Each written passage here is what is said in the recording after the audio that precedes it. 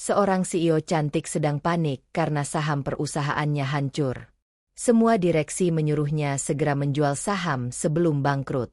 Tapi di tengah kekacauan itu, seorang tukang kebun magang tiba-tiba menghentikannya. Pria sederhana bertopi caping itu berkata kalau saham perusahaan justru akan melonjak tinggi. CEO muda itu langsung marah besar. Namun yang paling mengejutkan, pria itu malah berkata, "Kalau saya salah ibu boleh pecat saya. Tapi kalau saya benar, ibu harus menikah dengan saya." Dan beberapa jam kemudian, ternyata, sebelum kita mulai cerita ini, tuliskan dulu di kolom komentar, dari kota mana kalian menonton cerita ini. Dan jangan lupa untuk like dan subscribe channel ini. Yang sudah subscribe, like dan komen semoga dimudahkan segala urusannya, dilapangkan rezekinya, disehatkan badannya, dan dikabulkan semua hajat dunia akhirat oleh Allah. Amin ya Rabbal Alamin. Sekarang mari kita mulai ceritanya. Pagi itu udara di Villa Arunika Hill terasa lembab setelah hujan semalaman. Kabut tipis masih menggantung di sekitar taman ketika sebuah mobil hitam mewah berhenti mendadak di depan halaman utama. Pintu mobil terbuka keras. Keisha Adrena keluar dengan wajah tegang sambil menempelkan ponsel ke telinganya. Saya gak mau dengar alasan lagi. Jual saham itu sekarang sebelum semuanya terlambat. Suara marahnya membuat beberapa pegawai langsung menunduk takut. Di usianya yang baru 31 tahun, Keisha dikenal sebagai CEO muda paling dingin di kota itu. Cantik, pintar, kaya, tapi sulit didekati. Bahkan para direktur senior sering gemetar kalau berbicara dengannya. Ia berjalan cepat melewati taman villa tanpa memedulikan siapapun. Sampai tiba-tiba, "Jangan dijual hari ini, Bu." Langkah Keisha langsung terhenti. Matanya bergerak pelan ke arah sumber suara. Seorang pria sedang jongkok di dekat tanaman bunga Kamboja sambil membersihkan rumput liar. Kaos hitam polosnya basah oleh embun pagi. Topi caping menutupi sebagian wajahnya. Keisha mengernyit. "Kamu ngomong sama saya?" Pria itu berdiri perlahan. "Iya." "Apa tadi?" "Saham perusahaan ibu jangan dijual hari ini." Beberapa pegawai langsung saling pandang. Suasana mendadak aneh. Keisha tertawa kecil penuh sindiran. "Kamu tukang kebun baru? Magang. Dan kamu berani ikut campur urusan perusahaan?" Pria itu mengangguk santai. "Kalau ibu jual hari ini, ibu bakal kehilangan semuanya." Nada suaranya datar. Tidak takut. Tidak gugup. Hal itu justru membuat Keisha kesal. "Nama kamu siapa?" "Raka Maheswara." "Dengar ya, Raka. Perusahaan saya lagi hampir jatuh. Semua investor panik. Jadi jangan sok pintar cuma karena dengar berita dari internet."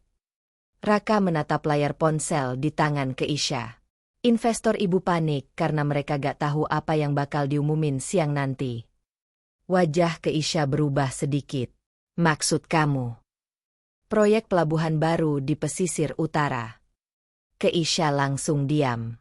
Proyek itu memang sedang jadi rumor besar. Tapi belum ada satu media pun yang memastikan. "Kamu dapat informasi dari mana?" "Saya cuma baca pola." Jawaban itu membuat Keisha makin kesal. "Saya gak punya waktu buat denger omong kosong tukang kebun." Raka kembali mencabut rumput kecil di dekat batu taman. "Kalau saya salah, ibu boleh pecat saya sekarang juga." Keisha menyilangkan tangan. "Dan kalau kamu benar?" Raka berhenti bergerak.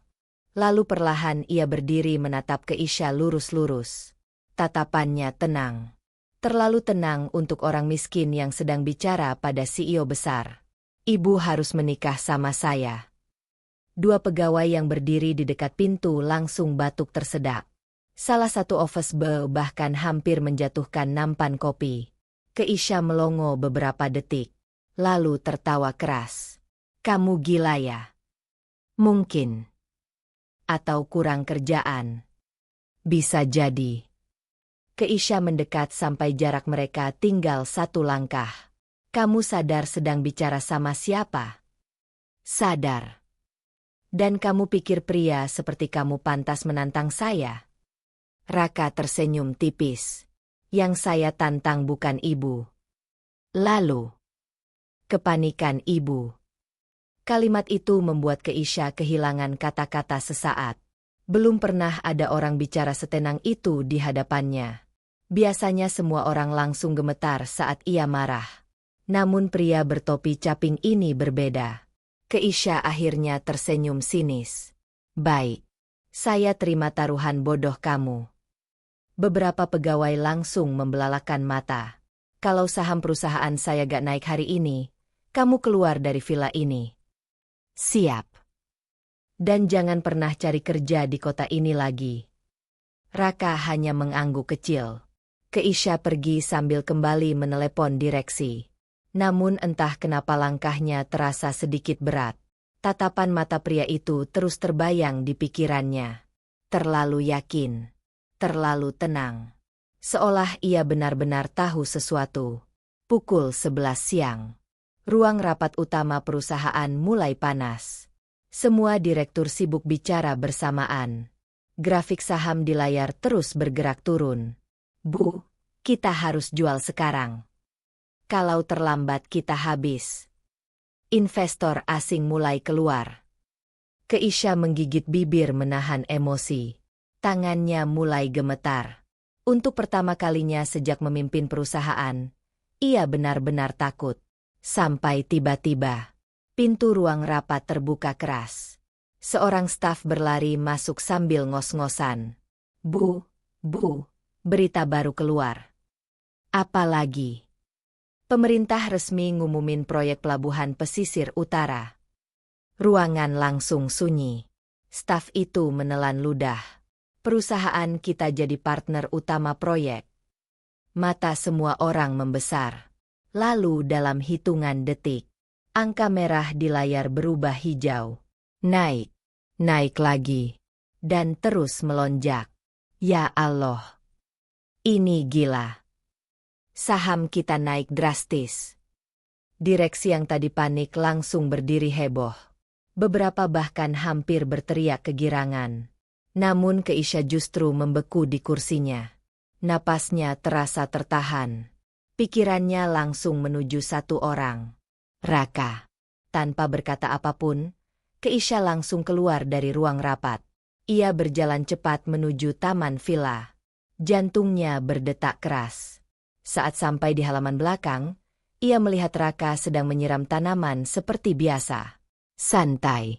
Seolah dunia tidak sedang berubah karena prediksinya. Keisha menghampiri dengan napas belum teratur. Kamu.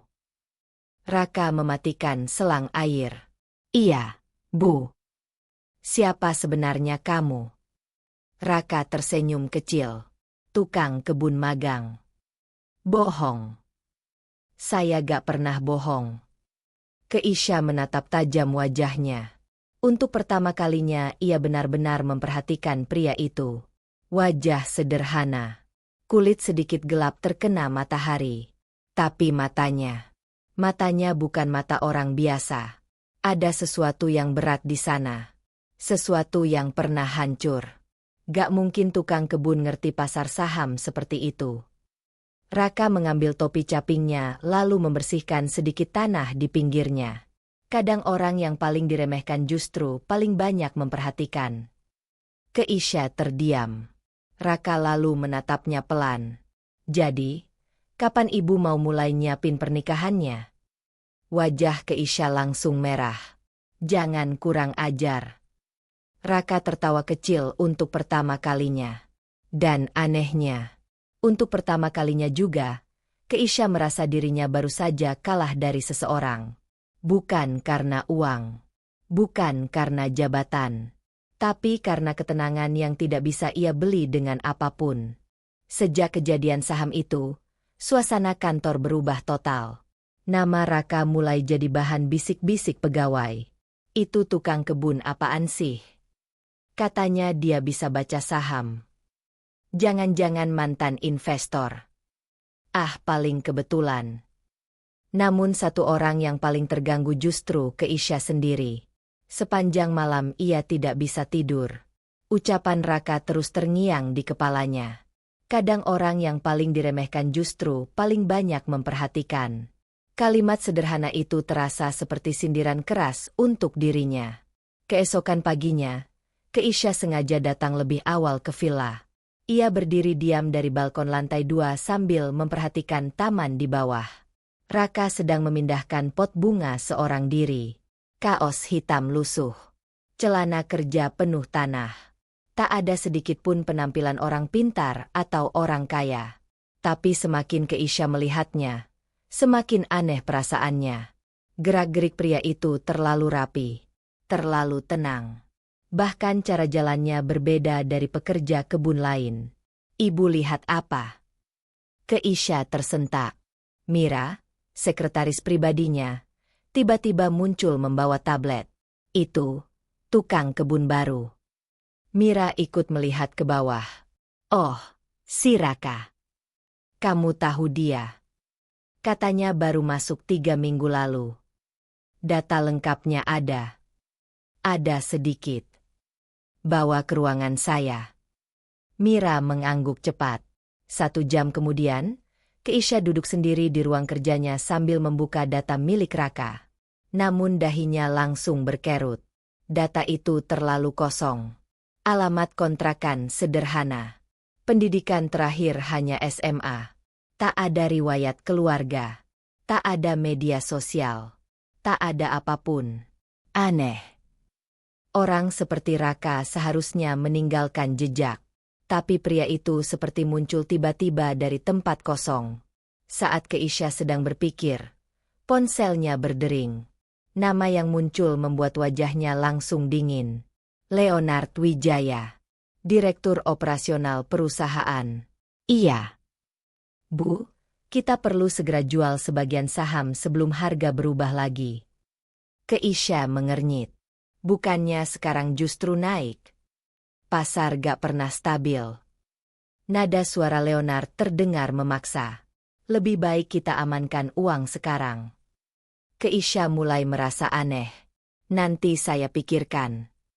Jangan terlalu lama, Bu. Telepon ditutup. Keisha menatap layar ponselnya lama.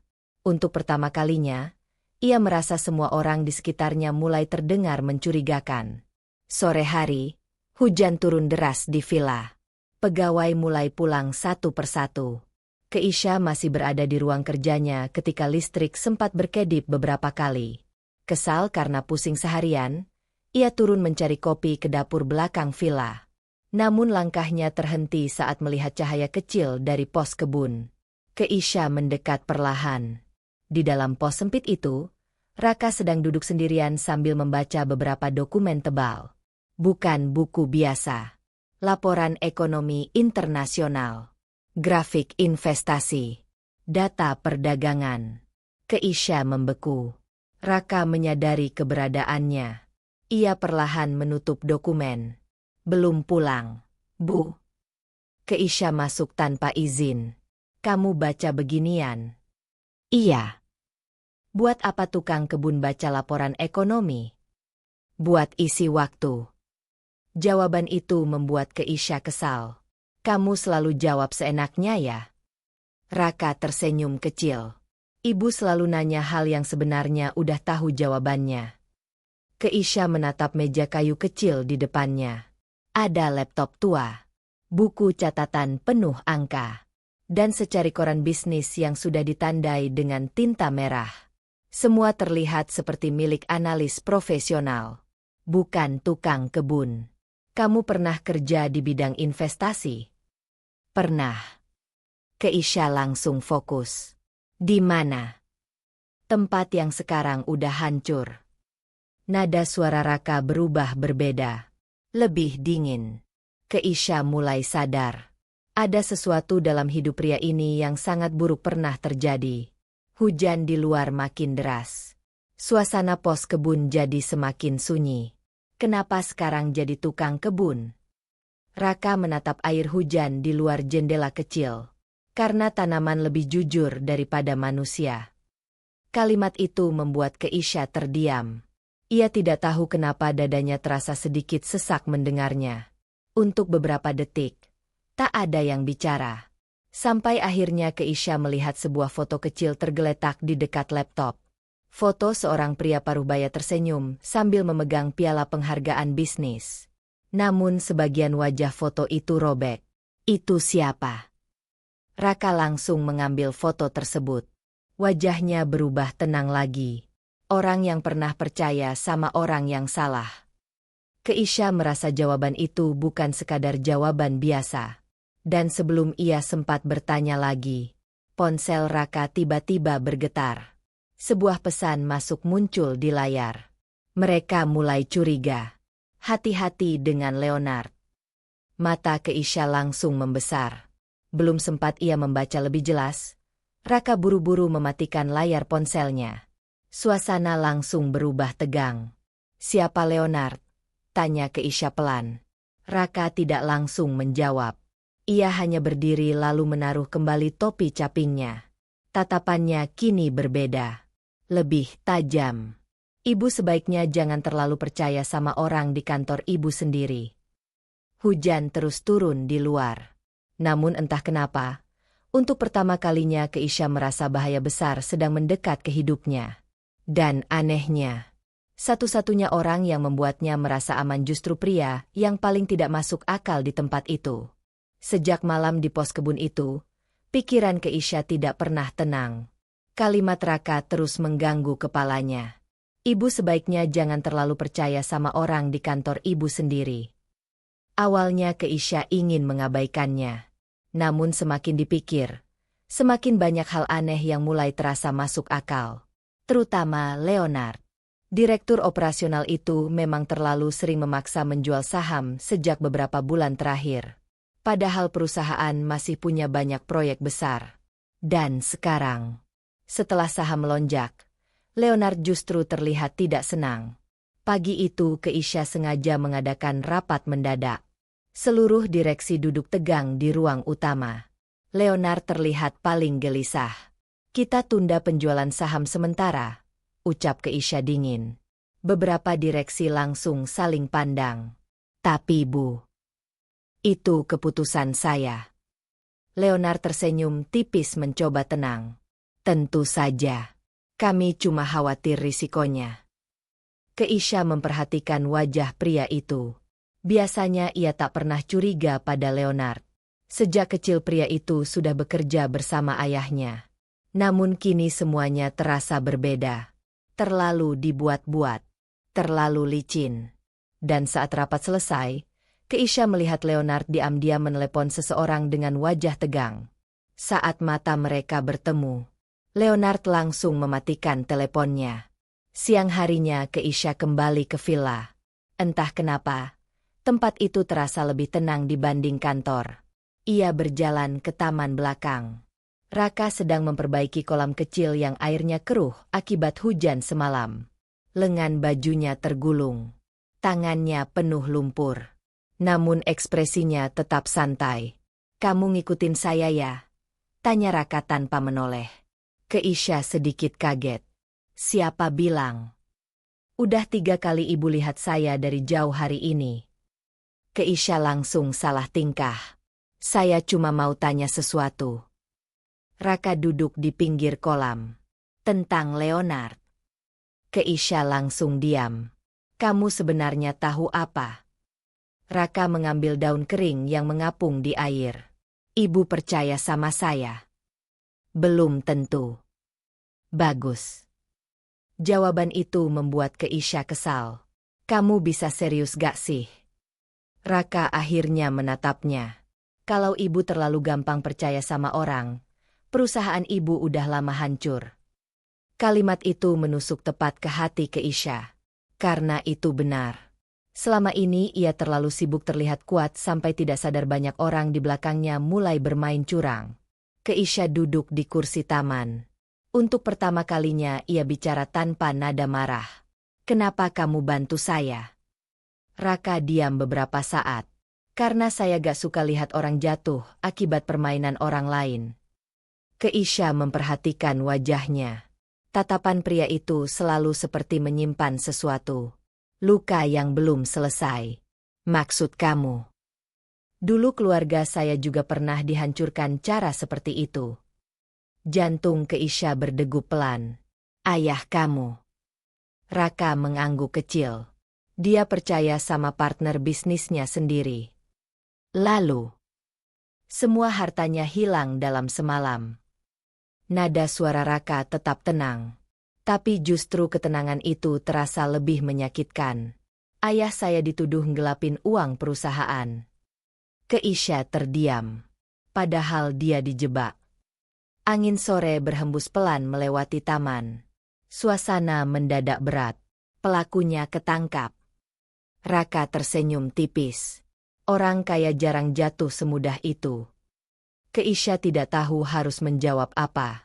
Untuk pertama kalinya, ia melihat sisi lain dari Raka. Bukan pria santai yang suka membuat taruhan aneh, melainkan seseorang yang pernah kehilangan segalanya. Malam harinya, Keisha kembali memikirkan cerita Raka. Sampai akhirnya ia membuka arsip lama perusahaan di ruang pribadinya. Satu persatu dokumen lama ia periksa. Laporan proyek, daftar investor, data kerjasama. Awalnya tak ada yang aneh. Sampai matanya berhenti pada satu nama. Mahendra Maheswara. Keisha langsung membeku. Nama belakang itu sama dengan Raka. Tangannya perlahan membuka halaman berikutnya. Dan di sana tertulis jelas. Investor utama yang dituduh menggelapkan dana perusahaan 12 tahun lalu. Wajah Keisha langsung pucat. Ia membaca cepat semua laporan lama. Kasus itu pernah sangat besar. Bahkan sempat masuk berita nasional. Mahendra Maheswara disebut sebagai pengkhianat perusahaan. Namun anehnya, dokumen penyelidikannya sangat sedikit. Terlalu sedikit untuk kasus sebesar itu. Seolah sengaja dihilangkan. Keisha langsung berdiri. Dadanya mulai terasa tidak nyaman. Jangan-jangan. Belum sempat pikirannya selesai. Pintu ruangannya diketuk. Mira masuk dengan wajah panik. Bu, ada masalah. Apa lagi? Server keuangan perusahaan barusan ada yang coba akses diam-diam. Keisha langsung tegang. Siapa? Mira menelan ludah. Jejak aksesnya. Dari komputer gudang villa. Keisha langsung teringat Raka. Tanpa menunggu lama, ia segera pergi menuju villa malam itu juga. Hujan rintik kembali turun saat mobilnya memasuki halaman. Lampu taman terlihat redup. Suasana terasa sunyi. Keisha berjalan cepat menuju gudang belakang. Dan saat pintu gudang terbuka, ia melihat Raka sedang berdiri di depan komputer tua dengan layar penuh data transaksi perusahaan. Tatapan mereka bertemu. Sun. Lalu perlahan, Raka menutup laptop itu. Akhirnya ibu datang juga. Nada suaranya tidak terdengar panik sedikit pun. Namun kali ini, Keisha sadar. Pria itu memang sengaja membiarkan dirinya menemukan semua ini. Dan entah kenapa, hal itu justru terasa jauh lebih menakutkan. Gudang belakang villa terasa dingin dan lembab. Suara hujan kecil terdengar dari atap seng di atas mereka. Keisha berdiri membeku di depan pintu, sementara layar komputer tua di hadapan Raka masih menampilkan deretan transaksi perusahaan. Angka miliaran rupiah. Transfer mencurigakan. Nama perusahaan asing. Dan beberapa kode proyek rahasia. Jadi ini alasan kamu masuk ke perusahaan saya? Suara Keisha pelan namun tajam. Raka tidak langsung menjawab. Ia mematikan layar komputer lebih dulu. Aku cuma nyari sesuatu yang seharusnya gak pernah hilang. Dengan cara nyolong data perusahaan. Kalau saya minta baik-baik, ibu pikir direksi bakal kasih? Keisha terdiam. Karena ia tahu jawabannya. Tidak mungkin. Raka berjalan pelan mendekati meja kayu di sudut gudang. Ia mengambil map lusuh berisi beberapa fotokopi dokumen. Lalu menyerahkannya pada Keisha. Baca sendiri. Keisha membuka map itu perlahan. Semakin lama membaca, Wajahnya makin pucat. Ada puluhan transaksi lama yang mengarah pada rekening-rekening fiktif. Tahun transaksinya sama persis dengan tahun saat Mahendra Maheswara dituduh menggelapkan dana perusahaan. Ini. Ayah saya gak pernah nyuri uang perusahaan. Napas Keisha terasa berat. Ayah saya dijadiin kambing hitam. Raka mengucapkannya tanpa emosi berlebihan. Namun justru itu membuat suasana semakin sesak. Siapa yang melakukan ini? Raka menatapnya lurus. Orang-orang yang sampai sekarang masih duduk nyaman di perusahaan ibu. Keisha langsung teringat Leonard. Jantungnya mulai berdetak keras. Kenapa baru sekarang kamu cari semua ini? Raka tersenyum kecil pahit. Karena dulu saya masih terlalu miskin buat melawan mereka. Hujan di luar makin deras. Raka duduk di kursi kayu tua. Tatapannya kosong ke arah lantai. Setelah ayah saya dituduh, rumah kami disita. Ibu saya sakit karena stres. Semua orang ninggalin kami. Keisha perlahan menunduk. Ia tidak pernah tahu cerita di balik kasus itu. Yang ia tahu sejak kecil hanyalah satu hal. Mahendra Maheswara adalah pengkhianat perusahaan. Ayah saya bunuh diri 3 bulan setelah kasus itu, lanjut Raka pelan. Kalimat itu membuat dada Keisha terasa seperti dihantam sesuatu. Ia menatap Raka tak percaya. Namun pria itu hanya tersenyum tipis. Senyum yang terlalu lelah. Waktu itu saya masih 15 tahun. Sun, tak ada suara selain hujan. Kenapa kamu gak balas dendam aja? Tanya Keisha lirih. Raka menggeleng kecil. Balas dendam gak bikin ayah saya hidup lagi. Lalu kenapa kamu datang ke sini? Saya cuma mau nama ayah saya bersih. Untuk pertama kalinya, Keisha merasa malu menjadi bagian dari perusahaan itu. Ia selalu bangga menjaga warisan ayahnya. Namun sekarang, bagaimana kalau perusahaan itu memang dibangun di atas kehancuran keluarga lain? Malam semakin larut. Keisha masih diam memegang dokumen di tangannya. Pikirannya kacau. Sampai akhirnya satu hal terlintas. Ayah saya tahu soal ini. Raka terdiam beberapa detik. Lalu perlahan mengangguk. Tubuh Keisha langsung menegang. Gak mungkin. Ayah ibu bukan orang jahat, kata Raka pelan. Tapi dia terlalu takut perusahaan ini hancur. Keisha mundur selangkah. Dadanya sesak. Jadi ayah saya. Diam aja. Raka tidak menjawab. Namun diamnya sudah cukup. Mata Keisha mulai berkaca-kaca. Seumur hidup ia selalu mengagumi ayahnya. Pria pekerja keras yang membangun perusahaan dari nol. Namun malam itu, bayangan tentang ayahnya mulai retak sedikit demi sedikit. Saat Keisha hendak pergi, tiba-tiba ponselnya bergetar. Nama Leonard muncul di layar. Keisha langsung menatap Raka. Raka hanya memberi isyarat agar ia mengangkat telepon. Keisha menarik napas lalu menjawab. Iya. Ibu ada di mana? Suara Leonard terdengar terburu-buru. Kenapa? Saya dapat laporan ada akses ilegal ke server perusahaan. Keisha langsung melirik Raka. Pria itu tetap tenang. Saya lagi istirahat di villa. Sendirian. Keisha mulai sadar. Leonard sedang memancing informasi. Iya. Sunyi beberapa detik. Lalu Leonard kembali bicara dengan nada lebih pelan. Ibu hati-hati. Saya curiga ada orang dalam yang mau menghancurkan perusahaan. Setelah telepon ditutup, Keisha langsung menatap Raka. Dia tahu sesuatu. Bukan tahu, jawab Raka. Dia takut. Takut karena kamu. Raka tersenyum kecil. Takut karena rahasianya mulai terbuka. Sebelum Keisha pergi, ia berhenti di depan pintu gudang. Kenapa kamu percaya nunjukin semua ini ke saya? Raka menatap hujan di luar. Karena ibu beda dari mereka. Keisha sedikit tersentak. Kamu bahkan baru kenal saya. Orang jahat biasanya gak mau nangis waktu tahu ayahnya pernah salah. Mata Keisha langsung membesar. Ia buru-buru membalik wajahnya. Ternyata sejak tadi air matanya memang jatuh tanpa sadar. Dan itu membuatnya semakin marah pada dirinya sendiri. Malam itu Keisha pulang dengan kepala penuh kekacauan.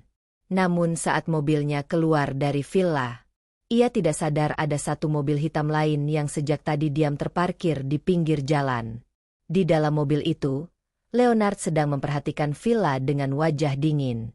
Tangannya menggenggam ponsel. Dia mulai tahu semuanya, ucapnya pelan. Di seberang telepon, seseorang tertawa kecil.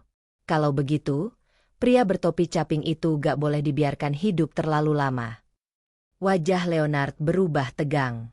Sementara di kejauhan, lampu kecil pos kebun milik Raka masih menyala sendirian di tengah hujan. Tanpa sadar, bahaya besar mulai bergerak mendekatinya.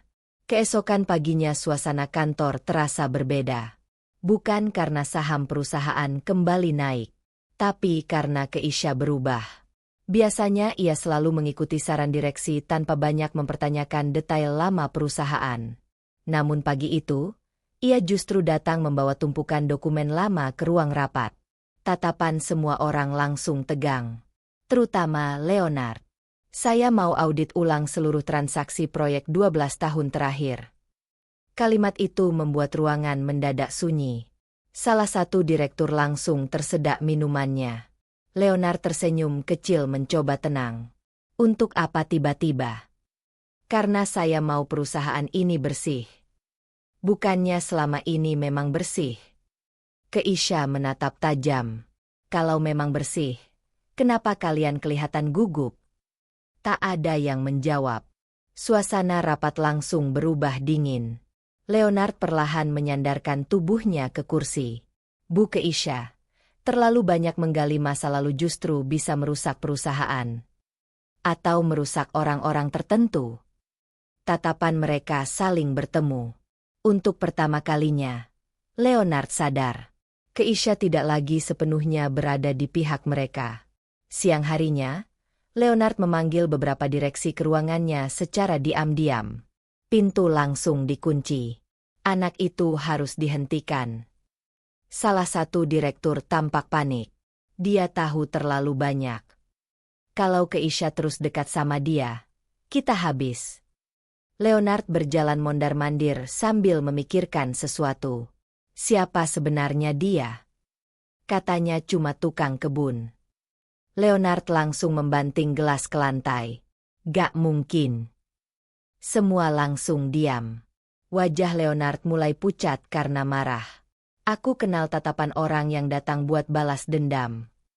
Sementara itu di villa, Raka sedang memperbaiki lampu taman yang rusak. Keisha datang tanpa pemberitahuan. Ia berdiri beberapa langkah sambil memperhatikan Raka bekerja. Ibu ngelihatin saya lagi. Keisha mendengus pelan. Percaya diri banget. Raka tersenyum kecil. Biasanya orang kaya cuma ngelihatin dua jenis manusia. Apa? Orang yang mereka benci. Dan satunya. Orang yang terus kepikiran. Wajah Keisha langsung berubah. Kamu memang suka cari masalah ya? Raka tertawa kecil. Aneh. Sudah lama sekali Keisha tidak mendengar suara tawa yang terasa setenang itu. Ia duduk di bangku taman sambil melepas heelsnya perlahan. Hari itu benar-benar melelahkan. Direksi mulai panik, ucapnya pelan. Bagus. Kamu senang. Raka memasang lampu kecil di dekat kolam. Orang bersalah memang biasanya takut sama cahaya. Keisha memperhatikan wajah pria itu diam-diam.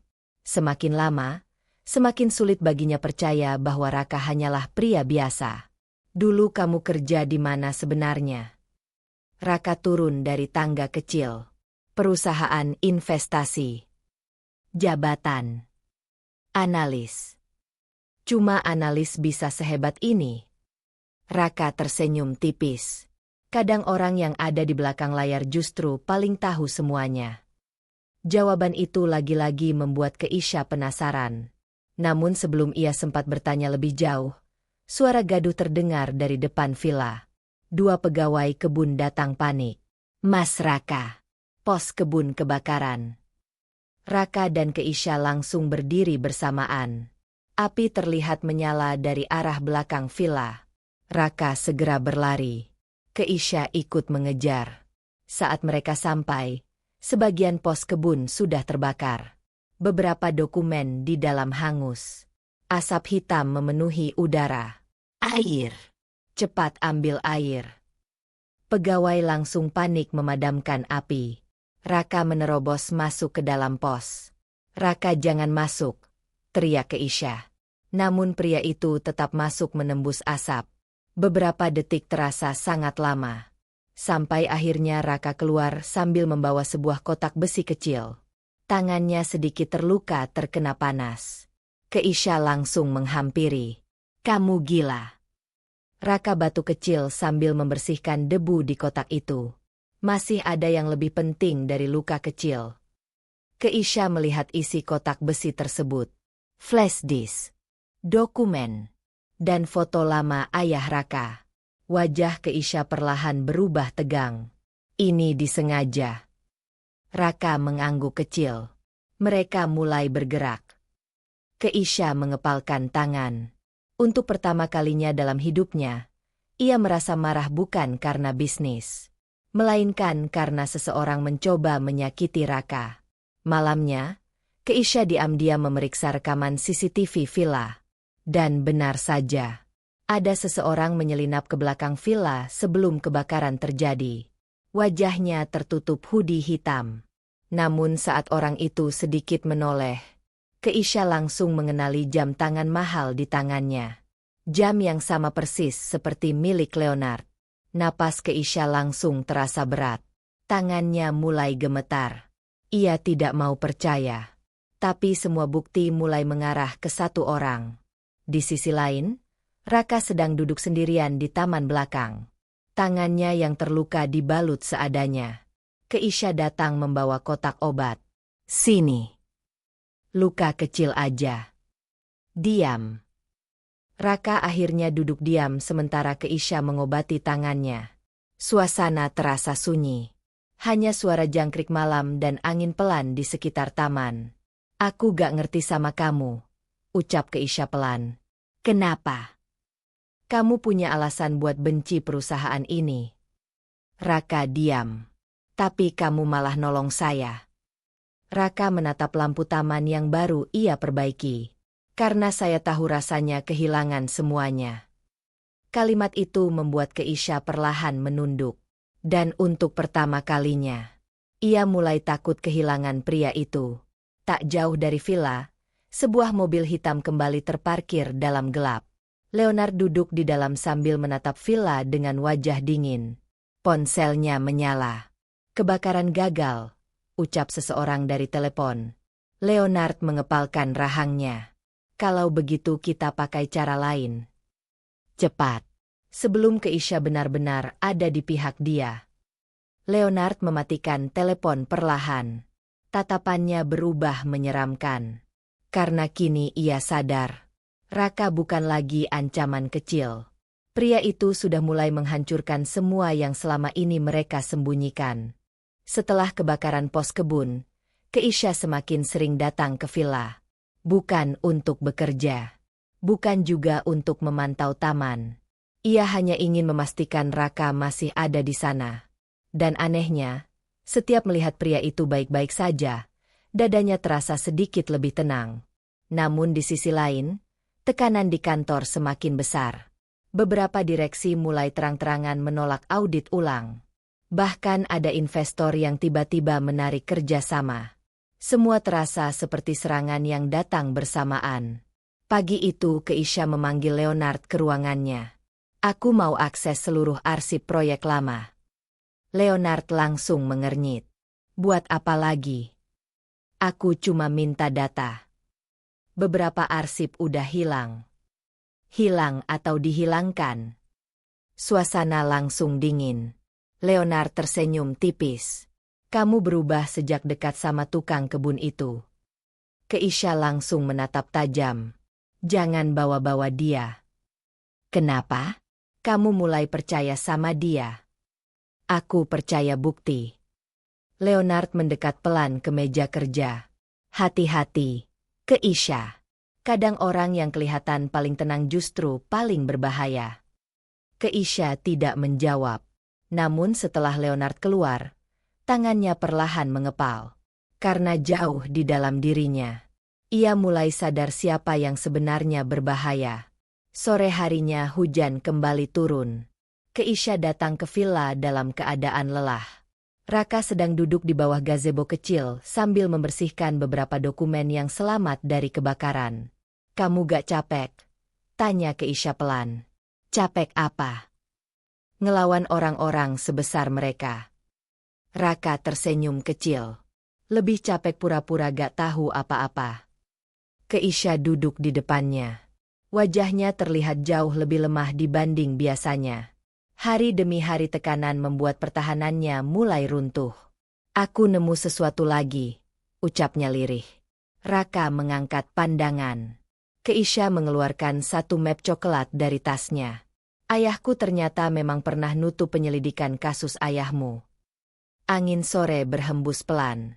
Tatapan Raka sedikit berubah. Tapi ia tetap diam. Keisha menunduk. Selama ini aku bangga sama perusahaan ini. Suaranya mulai bergetar. Aku pikir ayahku orang paling jujur. Tangannya menggenggam map itu kuat-kuat. Tapi ternyata kalimatnya berhenti. Air matanya jatuh begitu saja. Raka terdiam melihatnya. Ini pertama kalinya ia melihat Keisha menangis tanpa berusaha terlihat kuat. Bukan tangisan marah. Bukan tangisan kesal. Melainkan tangisan seseorang yang baru sadar hidupnya dibangun di atas kebohongan. Aku jijik sama diriku sendiri. Suara Keisha pecah. Aku hidup nyaman sementara keluargamu hancur. Raka perlahan menarik napas. Itu bukan salah ibu. Tetap aja keluargaku diam. Keisha menangis makin keras. Selama bertahun-tahun ia selalu terlihat sempurna di depan semua orang. Tak pernah lemah. Tak pernah runtuh. Namun di depan Raka, semua topengnya perlahan hancur. Aku bahkan gak tahu harus lihat wajahmu gimana sekarang. Raka menatap perempuan di depannya cukup lama. Lalu pelan-pelan ia berkata, kalau saya mau benci ibu, saya gak bakal nolong perusahaan ini dari awal. Keisha mengangkat wajahnya perlahan. Matanya merah penuh air mata.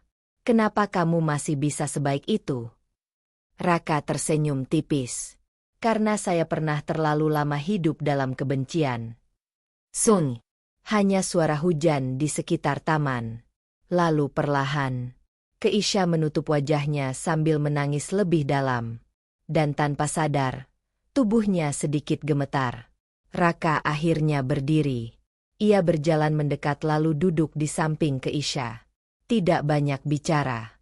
Tidak mencoba menenangkan dengan kata-kata manis. Ia hanya diam menemani. Namun justru itu yang membuat Keisha semakin hancur. Karena sudah lama sekali tidak ada orang yang benar-benar tinggal saat dirinya sedang lemah.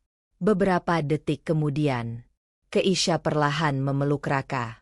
Tangannya mencengkeram baju pria itu erat. Aku capek. Suara itu hampir tidak terdengar. Raka terdiam sesaat. Lalu perlahan membiarkan perempuan itu menangis di pundaknya. Dari kejauhan, seseorang diam-diam memotret mereka menggunakan kamera ponsel. Kilatan kecil muncul dari balik pohon. Dan beberapa menit kemudian, foto itu sudah sampai ke tangan Leonard. Wajah pria itu langsung berubah dingin. Jadi benar. Ia menatap foto Keisha yang sedang memeluk Raka. Rahangnya mengeras. Karena situasi sudah jauh lebih berbahaya dari yang ia kira. Kalau Keisha benar-benar berpihak pada Raka, maka semua rahasia mereka bisa runtuh kapan saja. Malam semakin larut. Hujan mulai reda. Keisha akhirnya melepaskan pelukannya perlahan. Wajahnya masih basah air mata.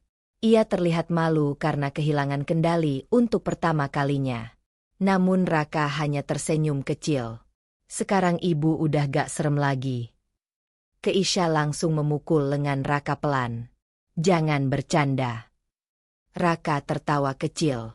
Dan untuk pertama kalinya sejak ayahnya meninggal, tawa itu terdengar benar-benar tulus. Namun mereka tidak sadar. Di balik ketenangan malam itu, bahaya besar sudah mulai disiapkan untuk menghancurkan mereka berdua sekaligus. Sejak malam itu, hubungan Keisha dan Raka berubah tanpa mereka sadari. Tak ada pengakuan cinta. Tak ada kata-kata romantis. Namun semua terasa berbeda. Keisha mulai terbiasa mencari Raka setiap datang ke villa. Sedangkan Raka yang biasanya menjaga jarak perlahan mulai membuka dirinya sedikit demi sedikit. Tapi di sisi lain, Leonard mulai kehilangan kesabaran. Pagi itu, Raka duduk di gudang belakang sambil memeriksa isi flash disk yang berhasil ia selamatkan dari kebakaran. Di layar laptop tua terlihat puluhan transaksi rahasia, transfer uang, manipulasi proyek, dan nama-nama direksi perusahaan. Semua bukti sudah hampir lengkap. Raka menarik napas panjang. Akhirnya. Namun tiba-tiba ponselnya bergetar. Pesan masuk dari nomor tak dikenal. Kalau masih mau hidup, berhenti sekarang. Raka hanya tersenyum kecil lalu mematikan layar ponselnya. Ancaman seperti itu bukan hal baru baginya. Beberapa menit kemudian, Keisha datang tergesa-gesa. Aku baru dapat info, ucapnya cepat. Leonard mau adain rapat dadakan sama investor malam ini. Raka langsung mengangkat kepala. Buat nyelamatin diri. Aku rasa mereka mulai sadar kamu udah pegang bukti. Raka menutup laptopnya perlahan. Berarti waktunya udah dekat. Keisha mulai gelisah. Aku gak suka firasat ini. Raka berdiri sambil memasukkan flash disk ke dalam saku jaketnya. Saya harus ke kota sekarang. Buat apa? Ketemu orang lama ayah saya. Sendirian. Raka mengangguk. Keisha langsung menggeleng keras. Jangan. Mereka pasti ngawasin kamu. Raka tersenyum kecil. Kalau saya takut dari dulu, saya gak bakal sampai sejauh ini. Kalimat itu membuat Keisha makin tidak tenang. Menjelang sore, hujan tipis mulai turun. Raka mengendarai mobil tua pinjaman milik pegawai villa menuju kota. Jalan pegunungan terlihat sepi. Kabut mulai turun perlahan. Di belakangnya, sebuah mobil hitam mengikuti dari jauh. Raka sempat melirik kaca spion. Tatapannya berubah waspada. Mobil itu masih mengikuti. Belok kanan. Ikut kanan. Belok kiri. Masih ikut. Raka mulai sadar. Mereka bergerak lebih cepat dari yang ia kira. Tangannya perlahan menggenggam setir lebih erat. Sampai tiba-tiba. Braa. Mobil hitam itu menabrak bagian belakang mobil Raka dengan keras. Mobil tua itu langsung oleng. Raka mencoba mengendalikan setir. Namun jalan licin karena hujan. Brah! Tabrakan kedua jauh lebih keras. Kaca mobil pecah. Mobil Raka terpental ke pembatas jalan. Dalam hitungan detik, mobil itu terbalik beberapa kali ke sisi jalan pegunungan. Suara besi beradu menggema di tengah hujan. Lalu semuanya sunyi. Di villa, Keisha sedang mondar-mandir gelisah. Entah kenapa dadanya terasa tidak nyaman sejak Raka pergi. Sampai tiba-tiba ponselnya berdering. Nomor tidak dikenal. Halo. Apa benar ini keluarga korban kecelakaan? Wajah Keisha langsung pucat. Apa? Kami menemukan ponsel ini di lokasi kecelakaan Jalan Bukit Selatan. Tubuh Keisha langsung lemas. Korban bernama Raka Maheswara. Dunia Keisha seperti berhenti. Beberapa detik ia bahkan tidak bisa bernapas. Rumah sakit mana? Hujan deras mengguyur kota saat Keisha berlari masuk ke rumah sakit. Rambutnya basah. Wajahnya panik. Beberapa perawat langsung menoleh saat melihat CEO terkenal itu berlari tanpa peduli penampilannya. Raka Maheswara di mana? Pasien masih di ruang operasi. Kaki Keisha langsung terasa lemas. Ia bersandar ke dinding sambil mencoba mengatur napas. Tangannya gemetar hebat. Untuk pertama kalinya dalam hidup, ia benar-benar takut kehilangan seseorang. Beberapa menit kemudian, dokter keluar dari ruang operasi. Keisha langsung menghampiri. Gimana keadaan dia? Pasien kehilangan banyak darah. Jantung Keisha seperti diremas. Tapi untuk sementara berhasil diselamatkan. Air mata Keisha langsung jatuh begitu saja. Ia menutup wajahnya sambil menangis lega. Namun dokter kembali bicara. Kepalanya terbentur cukup keras. Kita belum tahu kapan dia sadar. Tubuh Keisha perlahan membeku lagi. Malam semakin larut. Keisha duduk sendirian di samping ruang rawat intensif. Matanya terus menatap tubuh Raka yang terbaring penuh luka di balik kaca. Kepalanya diperban. Tangannya dipasang infus. Pria yang selalu terlihat tenang itu kini diam tak bergerak. Dan itu jauh lebih menyakitkan daripada melihatnya marah. Ponsel Keisha tiba-tiba bergetar. Leonard menelepon. Keisha langsung mengangkat dengan suara dingin. Apa? Aku dengar Raka kecelakaan. Nada suaranya terdengar terlalu tenang. Dan itu membuat Keisha langsung sadar. Kamu yang lakuin ini. Sunyi beberapa detik. Lalu Leonard tertawa kecil. Hati-hati bicara. Kamu yang lakuin ini. Suara Keisha pecah di lorong rumah sakit. Beberapa orang langsung menoleh. Namun Keisha tidak peduli. Napasnya memburu penuh amarah. Kalau sampai dia kenapa-napa. Jangan emosional cuma gara-gara tukang kebun. Kalimat itu membuat Keisha benar-benar kehilangan kesabaran. Mulai sekarang jangan pernah hubungi aku lagi. Telepon langsung dimatikan. Keisha menatap ruang rawat Raka dengan mata penuh air mata. Dan malam itu, ia akhirnya sadar satu hal yang paling ia takutkan. Bukan kehilangan perusahaan. Bukan kehilangan jabatan. Melainkan kehilangan pria sederhana yang dulu pernah ia hina di taman villa. 3 hari setelah kecelakaan, Raka masih belum sadar. Keisha hampir tidak pernah meninggalkan rumah sakit. Ia bahkan mengabaikan rapat perusahaan, telepon investor, dan berita media yang mulai ramai membicarakan kecelakaan misterius itu. Di luar rumah sakit, wartawan mulai berdatangan. Karena seseorang membocorkan kabar bahwa korban kecelakaan itu berkaitan dengan kasus lama perusahaan Arunika Group. Dan nama Mahendra Maheswara kembali muncul ke publik setelah belasan tahun menghilang. Pagi itu Keisha duduk di samping ranjang Raka sambil menatap wajah pria itu diam-diam. Untuk pertama kalinya ia melihat Raka setenang ini. Tak ada senyum kecil menyebalkan. Tak ada jawaban tenang yang selalu membuatnya kalah bicara. Hanya suara alat monitor yang berdetak pelan. Keisha menggenggam tangan Raka perlahan. Aku belum sempat bilang makasih. Suaranya lirih. Jadi jangan mati dulu. Air matanya jatuh lagi. Namun tiba-tiba, jari Raka bergerak kecil. Keisha langsung membeku. Raka. Perlahan mata pria itu terbuka sedikit. Pandangan matanya masih kabur. Namun saat melihat Keisha, ia tersenyum tipis. Ibu CEO nangis lagi.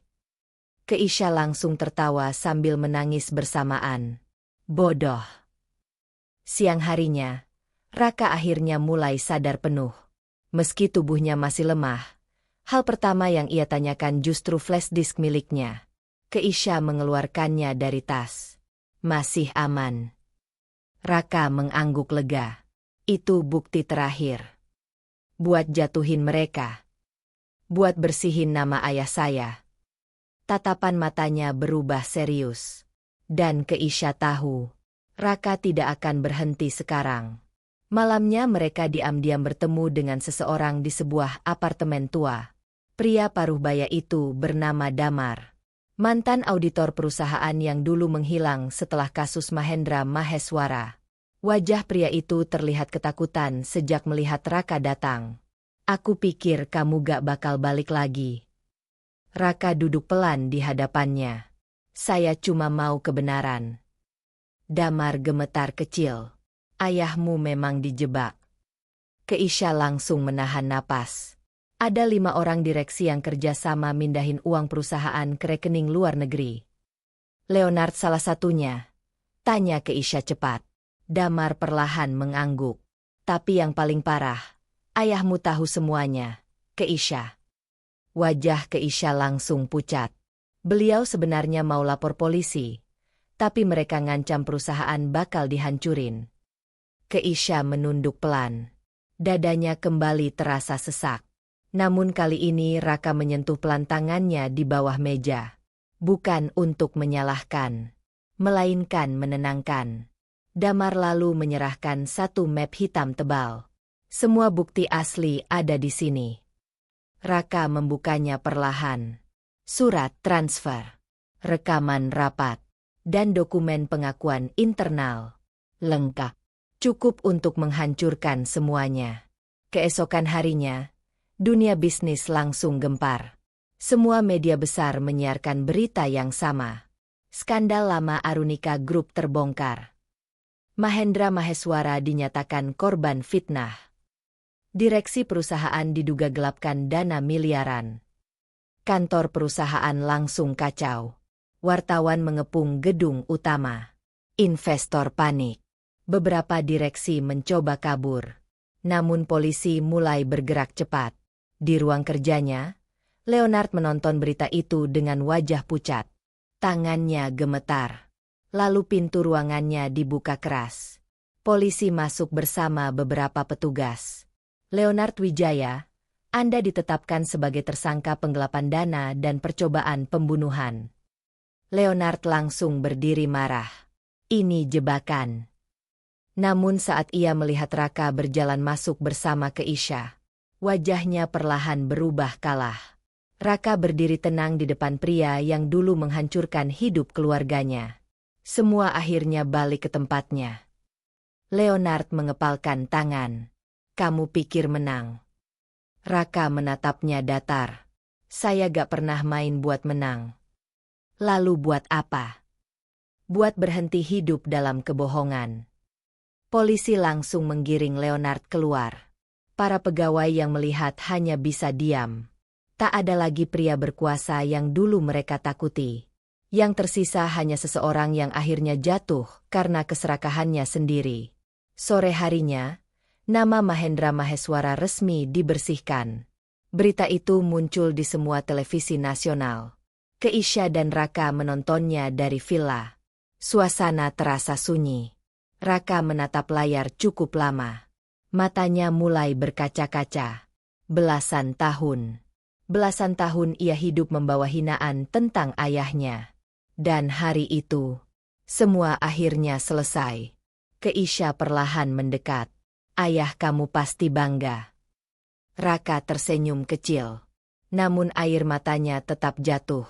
Untuk pertama kalinya sejak remaja, ia akhirnya bisa menangis tanpa rasa marah. Malam itu mereka duduk di taman villa yang dulu menjadi awal semuanya. Lampu-lampu kecil menyala tenang. Angin malam terasa dingin. Keisha menatap Raka lama. Aku baru sadar sesuatu. Apa? Kalau hari itu aku gak ketemu kamu. Raka tersenyum kecil. Ibu mungkin udah jual saham. Keisha ikut tertawa pelan. Lalu perlahan wajahnya berubah serius. Bukan itu. Raka menoleh. Dan untuk pertama kalinya, Keisha menatapnya tanpa jarak sedikit pun. Aku mungkin gak pernah ngerti arti percaya sama seseorang. Jantung Raka berdetak pelan. Suasana mendadak hening. Namun sebelum salah satu dari mereka bicara lagi, ponsel Keisha tiba-tiba berdering. Pesan baru masuk. Nomor tak dikenal. Permainan belum selesai. Wajah Raka langsung berubah dingin. Karena ternyata masih ada seseorang lain yang belum tersentuh. Dan orang itu sedang mengawasi mereka dari balik bayangan. Pesan misterius itu membuat suasana taman langsung berubah tegang. Raka mengambil ponsel Keisha lalu membaca ulang kalimat singkat tersebut. Permainan belum selesai. Tak ada nama. Tak ada nomor jelas. Hanya pesan anonim. Keisha mulai gelisah. Masih ada orang lain. Raka perlahan mengangguk. Leonard bukan otak utamanya.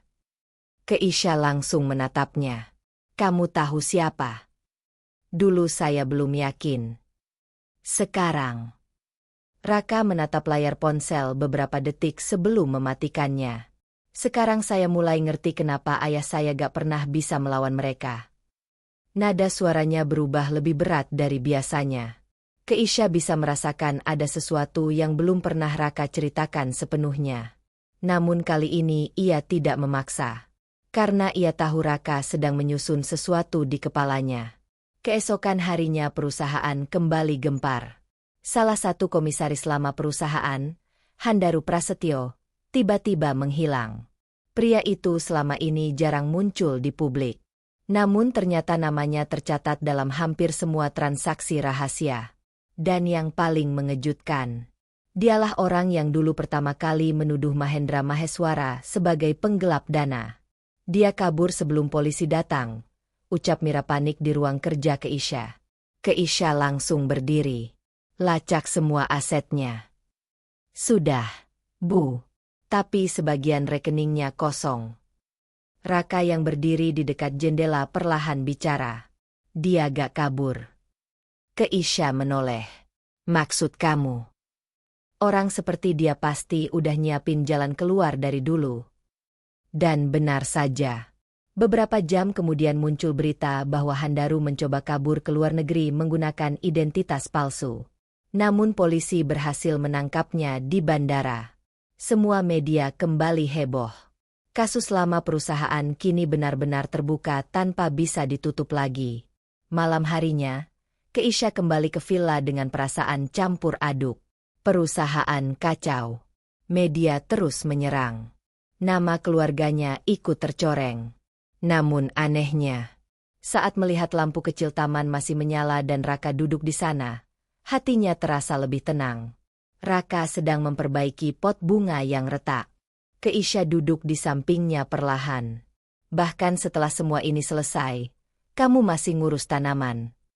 Raka tersenyum kecil. Tanaman gak pernah bohong. Keisha ikut tersenyum tipis. Sudah lama sekali ia tidak merasa setenang ini hanya karena duduk diam bersama seseorang. Angin malam berhembus pelan. Lalu tanpa sadar Keisha menatap tangan Raka yang masih menyisakan luka bekas kecelakaan. Dadanya terasa nyeri kecil. Kamu nyesel gak? Tanyanya pelan. Apa? Datang ke hidupku. Raka terdiam sesaat. Lalu menggeleng kecil. Kalau saya nyesel, saya gak bakal bertahan sampai sekarang. Keisha menunduk. Entah kenapa matanya mulai hangat lagi. Aku yang harusnya minta maaf. Buat apa? Karena dulu aku hina kamu. Raka tertawa kecil. Ibu memang galak dari awal. Keisha memukul pelan lengannya. Jangan panggil ibu terus. Terus manggil apa? Keisha langsung diam. Wajahnya sedikit salah tingkah. Raka memperhatikannya sambil tersenyum kecil. Dan untuk pertama kalinya, tak ada lagi jarak antara CEO dan tukang kebun. Yang ada hanya dua orang yang sama-sama pernah terluka. Beberapa menit kemudian, Keisha berdiri pelan. Ia berjalan masuk ke dalam villa. Raka mengira perempuan itu sudah pergi. Namun tak lama kemudian, Keisha kembali membawa sebuah kotak kecil. Raka mengernyit. Itu apa?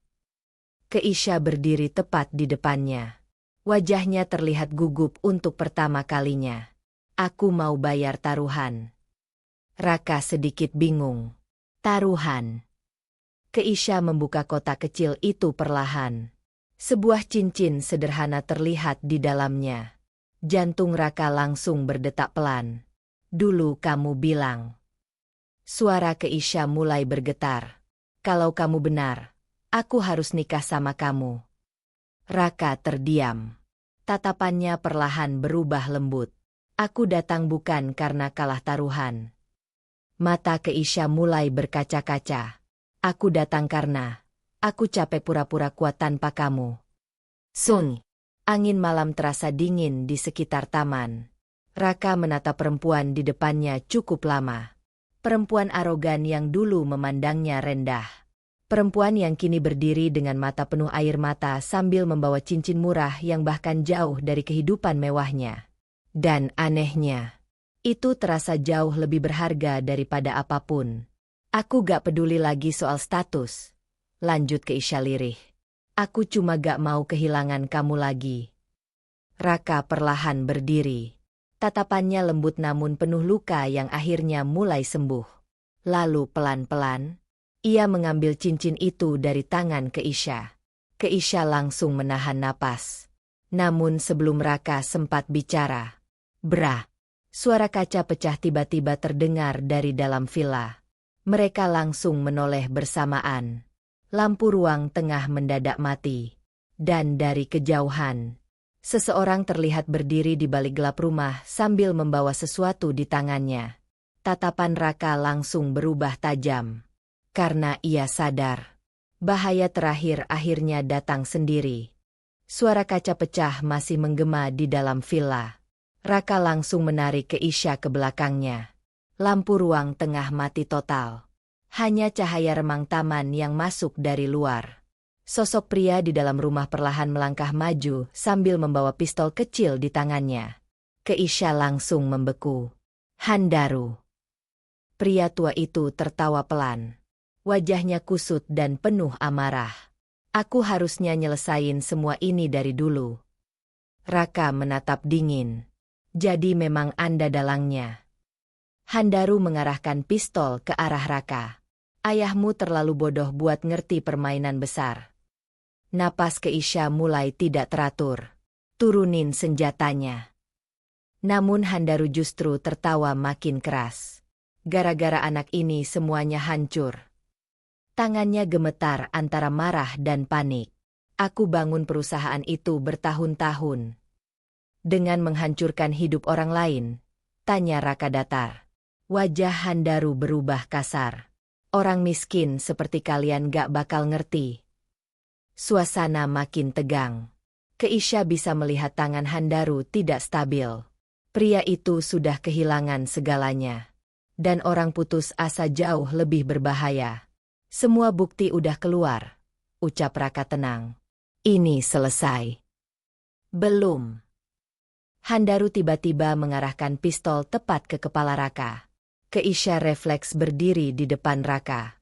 "Jangan sentuh dia." Handaru langsung terdiam sesaat. Tatapannya berubah aneh melihat Keisha melindungi pria yang dulu hanya tukang kebun. "Kamu bela dia?" Suara Handaru penuh tidak percaya. Keisha menatap tajam. "Dia lebih manusia daripada kalian semua." Kalimat itu membuat wajah Handaru berubah penuh amarah. Namun sebelum ia sempat bergerak, suara sirene polisi terdengar dari luar villa. Handaru langsung panik. Ia mencoba kabur lewat pintu belakang. Tapi beberapa polisi sudah mengepung villa lebih dulu.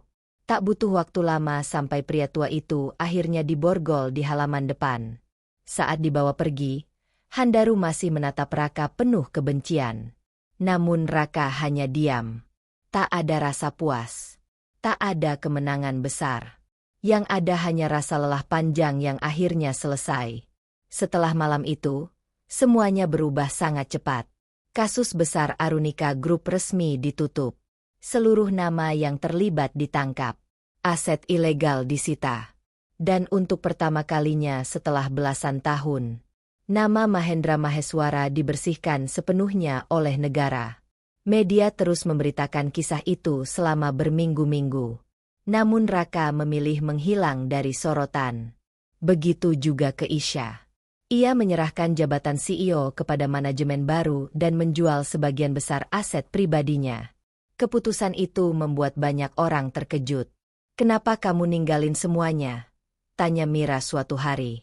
Keisha hanya tersenyum kecil. "Karena aku baru sadar, hidup tenang ternyata lebih mahal dari jabatan." Beberapa bulan kemudian, pagi yang hangat menyelimuti sebuah rumah kecil di pinggir kota. Tak besar, tak mewah. Namun halaman rumah itu penuh bunga warna-warni. Di sudut taman, seorang pria memakai topi caping sedang menyiram tanaman sambil bersenandung kecil. Raka. Wajahnya terlihat jauh lebih tenang sekarang. Tak ada lagi tatapan penuh dendam seperti dulu. Dari dalam rumah, aroma teh hangat keluar perlahan. Keisha muncul sambil membawa 2 cangkir. Kini tak ada lagi pakaian mahal atau sepatu mewah. Ia hanya memakai baju sederhana dengan rambut terikat santai. Namun anehnya, ia justru terlihat jauh lebih bahagia. Masih suka ngomong sama tanaman, godanya sambil duduk di samping Raka. Raka tersenyum kecil. Tanaman lebih nurut daripada manusia. Keisha tertawa pelan. Suara tawanya kini terdengar ringan. Bukan tawa dingin seperti dulu. Ia menyerahkan secangkir teh pada Raka. Lalu memandang taman kecil di depan rumah mereka. Aku kadang masih gak percaya semuanya berubah sejauh ini. Raka ikut melihat bunga-bunga yang bergerak pelan tertiup angin. Saya juga. Keisha menoleh pelan. Kalau hari itu aku gak marah sama tukang kebun sok pintar. Raka tertawa kecil. Ibu pasti udah nikah sama investor tua. Keisha langsung memukul lengannya pelan sambil tertawa. Lalu perlahan suasana kembali tenang. Burung-burung kecil terdengar dari atas pohon. Matahari pagi terasa hangat. Tak ada lagi ruang rapat penuh kebohongan. Tak ada lagi saham, kekuasaan, atau orang-orang palsu yang mengelilingi mereka. Hanya 2 manusia yang pernah sama-sama hancur. Lalu tanpa sadar saling menyembuhkan. Keisha perlahan menyandarkan kepalanya di bahu Raka. Matanya memandang bunga-bunga yang bermekaran di halaman. Dan untuk pertama kalinya dalam hidupnya, ia tidak takut kehilangan apapun lagi. Karena akhirnya, ia menemukan rumah yang sebenarnya. Bukan gedung tinggi. Bukan perusahaan besar. Melainkan seseorang yang dulu pernah ia remehkan di sebuah taman villa saat pagi berkabut. Tama.